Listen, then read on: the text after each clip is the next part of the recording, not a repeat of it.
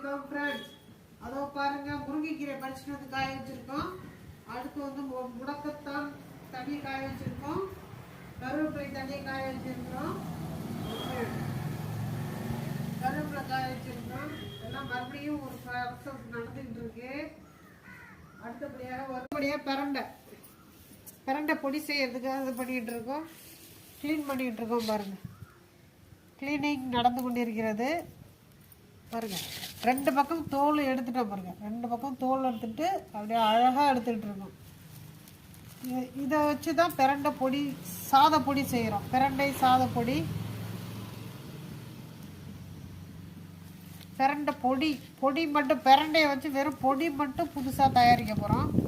அது காலையில் மோரில் கலக்கி சாப்பிட்லாம். மோரில் கலக்கி சாப்பிட்லாம். வெறும் பிரண்டை பொடியை மட்டுமே சாத பொடியாகவும் யூஸ் பண்ணிக்கலாம். பிரண்டை சாத பொடியாகவும் கொடுக்குறோம். மோரில் கலக்கி சாப்பிட்ற மாதிரி வெறும் பிரண்டையை பொடி பண்ணி கொடுக்குறோம். எது வேணுமே வாங்கிக்கோங்க. பாருங்கள், பார்த்துட்டு லைக் பண்ணுங்கள், கமெண்ட் பண்ணுங்கள், ஷேர் பண்ணுங்கள், சப்ஸ்கிரைபர் பண்ணுங்கள் நம்ம சேனலை.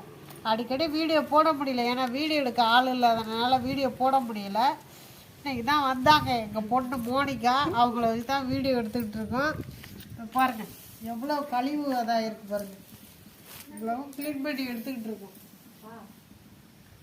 பார்த்துட்டு லைக் பண்ணுங்கள், கமெண்ட் பண்ணுங்கள். அதே அப்புறம் அந்த பக்கம் இருக்க பாருங்க, பிரண்டை எடுத்து வச்சுருக்கோம். அந்த மல்லிப்பூ தொடுத்துக்கிட்டு இருக்காங்க பாரு.